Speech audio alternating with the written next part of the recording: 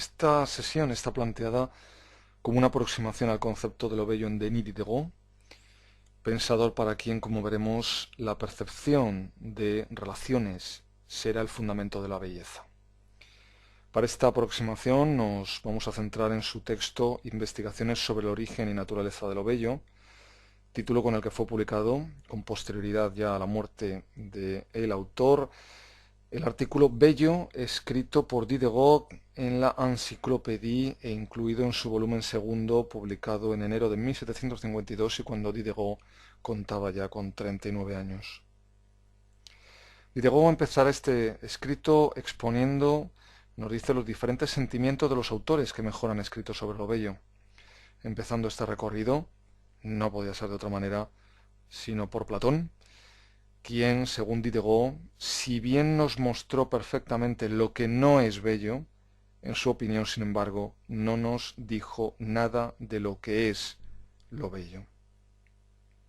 A continuación, Diderot pasará a comentar en este texto la teoría de la belleza de San Agustín,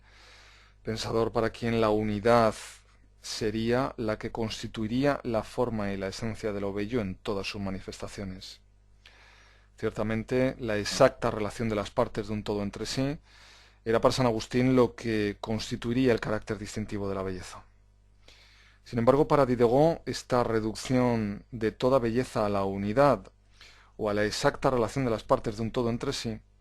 constituiría, nos dice, más la esencia de lo perfecto que de lo bello. El siguiente pensador comentado y criticado por Diderot en este escrito será Christian Wolff, quien, como sabemos, será conocido fundamentalmente por sus interpretaciones de la filosofía de Leibniz. Para Diderot, Wolff parece pretender, nos dice, que una cosa es bella porque nos gusta, en lugar de pretender que si nos gusta es porque es bella, como Platón y San Agustín muy bien señalaron. Como el propio Diderot nos recuerda, Wolff en su psicología, en sus textos de psicología publicados a principios de la década de los años 30 del siglo XVIII, allí Wolff había afirmado que hay cosas que nos gustan y otras que nos desagradan y que esta diferencia es lo que constituiría lo bello y lo feo, pues lo que nos gusta se llama bello y lo que nos desagrada, nos decía, es feo. El problema que para Diderot encontraríamos en este planteamiento es que Wolff en él habría confundido lo bello con el placer que produce y habría confundido lo bello, en definitiva, también con la perfección. Otro de los autores a los que Diderot se refiere en la parte inicial de este texto es Jean-Pierre de Crusaze, autor, entre otros muchísimos trabajos, del famoso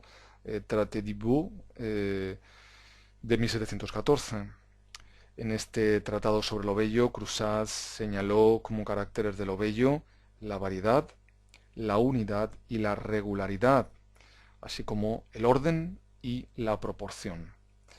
El problema que encontrará Diderot en esta teoría es que esta definición de lo bello sería, en su opinión, sólo aplicable a la arquitectura, o como mucho nos dirá, a grandes conjuntos en los demás géneros, a una pieza de elocuencia o a un drama, pero no, por ejemplo, será aplicable a una palabra, a un pensamiento o a una porción de objeto.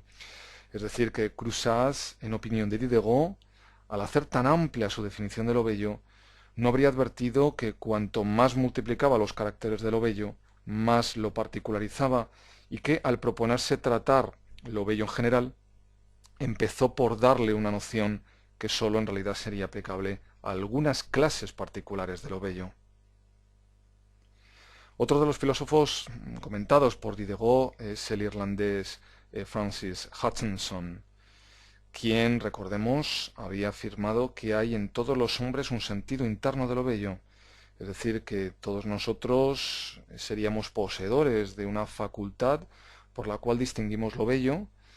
discerniéndolo en la regularidad, en el orden, en la armonía, un sentido interno o un sexto sentido, que Diderot de hecho parece considerar probado. Asimismo, Hutchinson consideraba que todas las figuras que llamamos bellas ofrecen a nuestros sentidos la uniformidad en la variedad. Y precisamente la crítica que de Hutchinson y de sus seguidores va a plantear Diderot en este texto se centra en este punto concreto, pues para Diderot el principio de la uniformidad en la variedad no puede ser un principio general.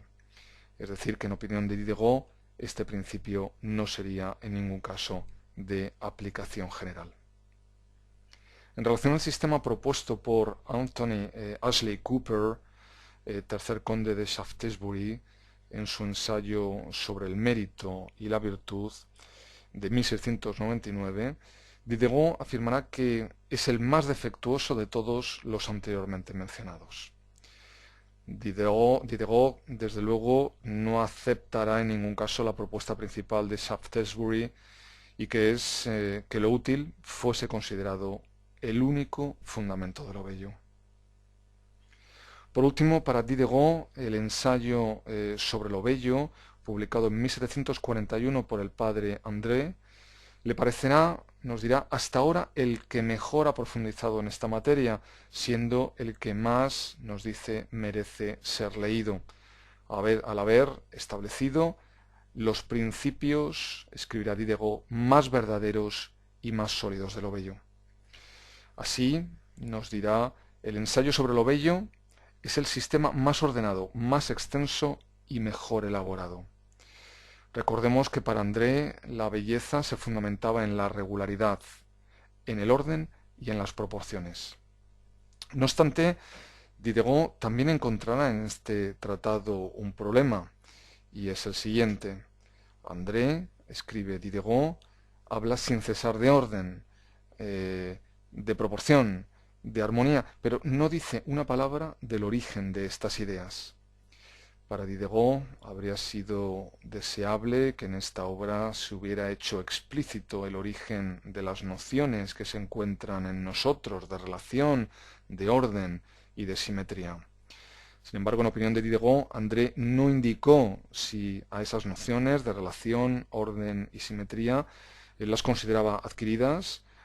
y artificiales o si, por el contrario, las consideraba innatas. Una cuestión esta que es para Diderot, desde luego, de capital importancia. En opinión de Diderot, las ideas de orden, armonía, simetría, mecanismo, proporción, unidad, todas estas, en su opinión, proceden de los sentidos y son, por tanto, nociones experimentales. Es decir, que estas nociones, que las nociones abstractas de orden, proporción, relación, armonía, no son sino abstracciones de nuestra mente, habiendo pasado por nuestros sentidos para llegar hasta nuestro entendimiento. Por tanto, Diderot rechazaba así cualquier consideración de las ideas de orden, armonía y simetría como ideas innatas, lo cual le permitirá, como veremos, no considerar a estas como cualidades necesarias de lo bello. En este sentido, es evidente, se denota muy claramente la influencia que en Diderot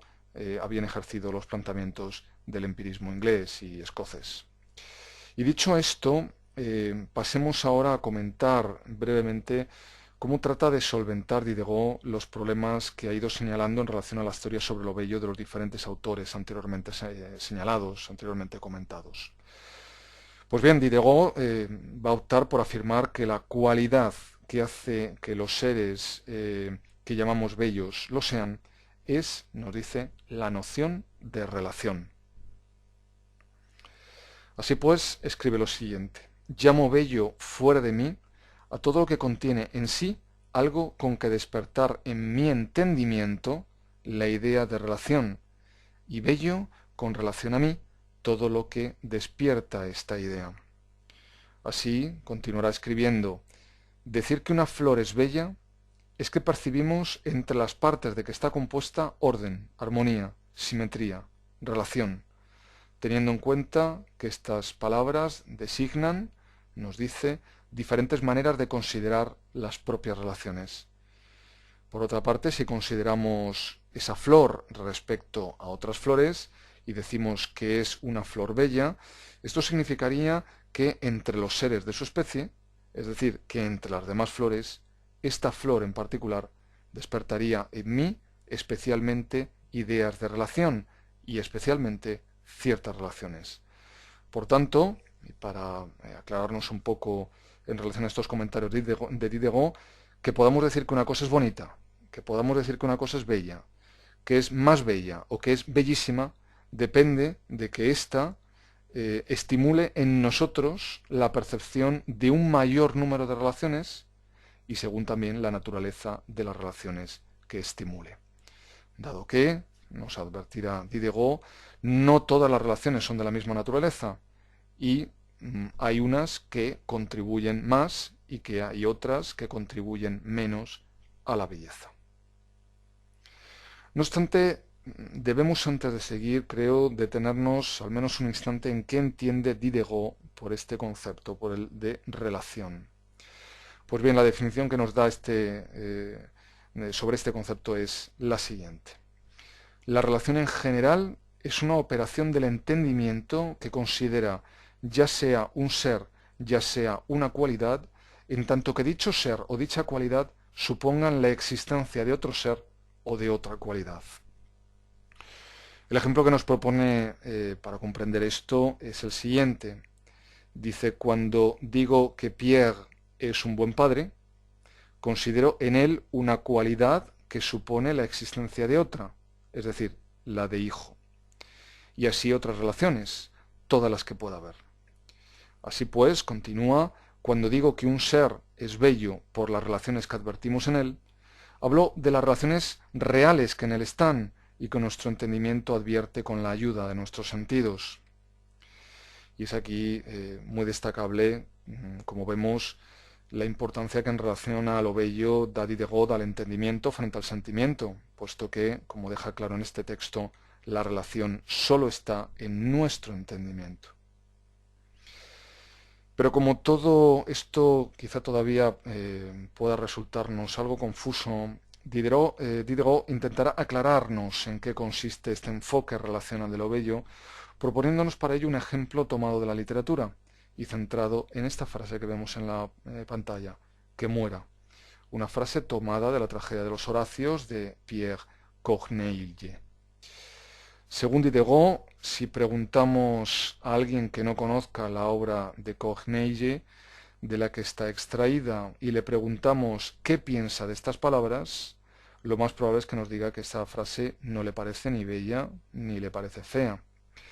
Sin más datos, esa persona desde luego no podría siquiera adivinar si es una frase completa o un fragmento, y apenas podría de hecho percibir entre los dos términos una relación gramatical alguna. Pero si le digo, escribe Diderot, que es la respuesta de un hombre consultado sobre lo que otro tiene que hacer en un combate, empiezo a descubrir en mi interlocutor una especie de valor que no le deja creer que siempre sea mejor vivir que morir. Y el que muera empieza entonces a interesarle. Y se añado que en el combate está en juego el honor de la patria y que el combatiente es hijo de aquel al que se le ha preguntado, que es el único hijo que le queda, que el joven tenía que enfrentarse a 3 enemigos, que ya habían quitado la vida a 2 de sus hermanos, entonces nos dice Diderot la respuesta que muera, que no era ni bella ni fea, se embellece a medida que desarrollo sus relaciones con las circunstancias y acaba por ser sublime.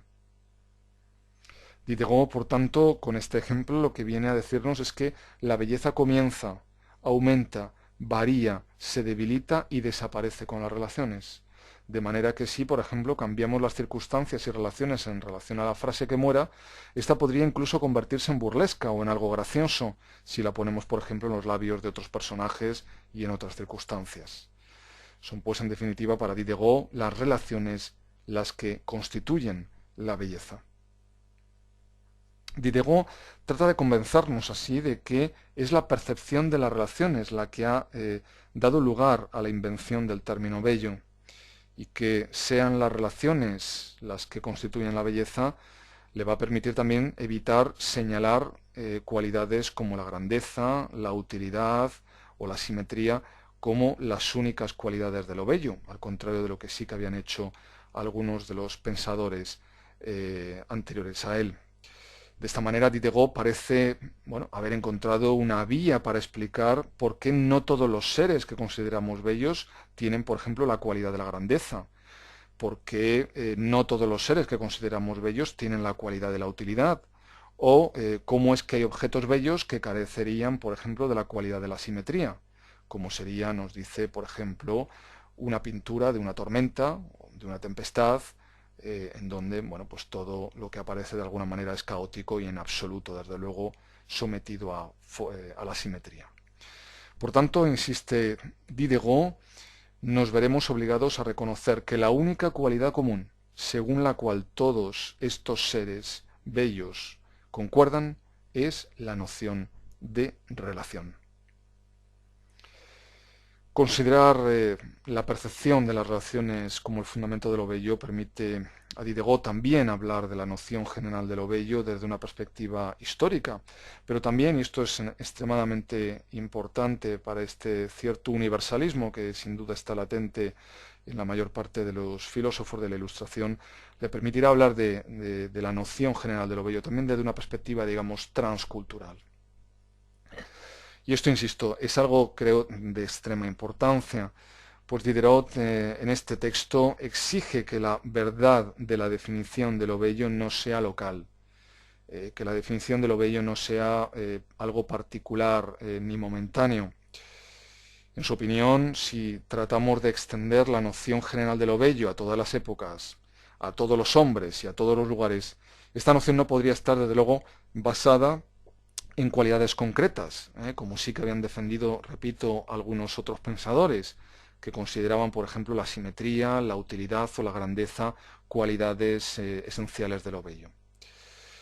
Por el contrario, para Diderot estas cualidades no serían aplicables en todos los casos, desde esa perspectiva histórica o desde esa perspectiva, digamos, transcultural. De manera que, escribe Diderot, no encontraremos otro medio de conciliar entre sí los juicios del salvaje y del hombre civilizado, del salvaje encantado ante la visión de un colgante de cristal, una sortija de latón o un brazalete de quincalla, y del hombre civilizado que sólo se digna a prestar atención a las obras más perfectas, de los primeros hombres que prodigaban los nombres de bello, magnífico, etc. a cabañas, chozas y graneros, y de los hombres de hoy que han restringido estas denominaciones a los últimos esfuerzos de la capacidad del hombre. De manera que la propuesta de Diderot es muy clara. Nos dice: situad la belleza en la percepción de las relaciones y tendréis la historia de sus progresos desde el nacimiento del mundo hasta hoy. Elegid como carácter diferencial de lo bello en general cualquier otra cualidad que os agrade y súbitamente vuestra noción se concentrará en un punto del espacio y del tiempo. Y que a una cosa la podamos considerar bella o más bella va a depender del siguiente criterio.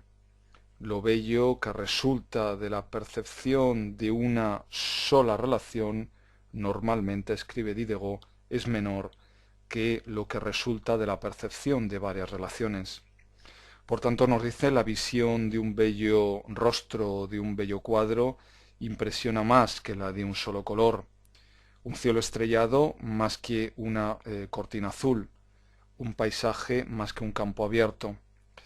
un edificio más que un terreno llano y una pieza musical más que un sonido.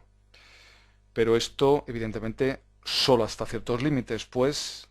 no conviene, apostillar a Diderot, multiplicar el número de relaciones hasta el infinito, dado que la belleza no sigue este proceso. Pero si bien para Diderot podemos aceptar como principio general que lo bello es el resultado de las relaciones percibidas, él reconocerá también la existencia de numerosas fuentes de diversidad en los juicios acerca de lo bello.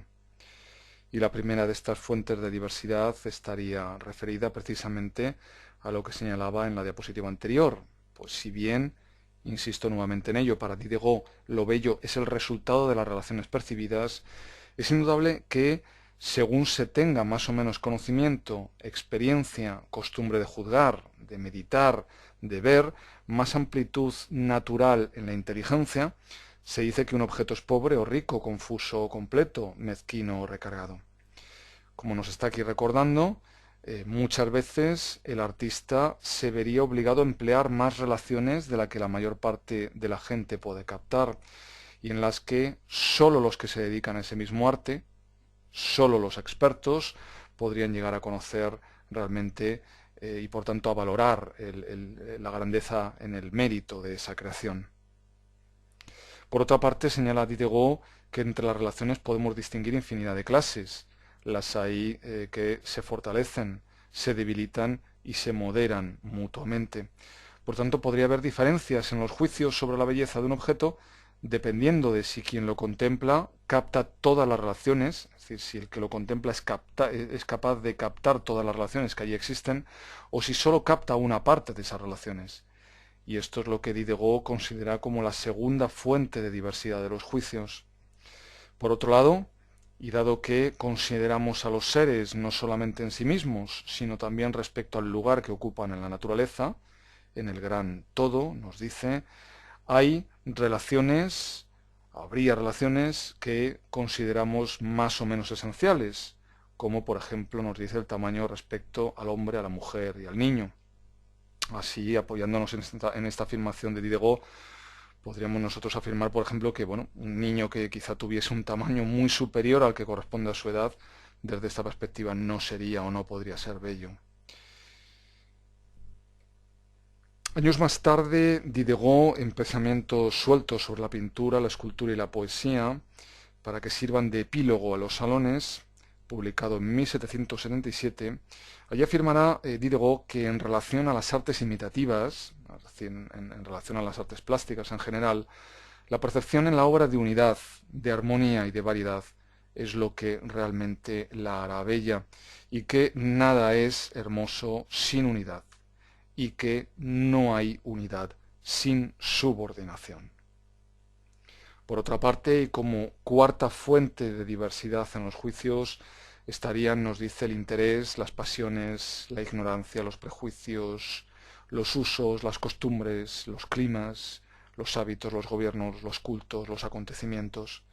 Todo esto influye evidentemente en los seres, nos dice Diderot, que nos rodean y les hacen capaces de despertar o de no despertar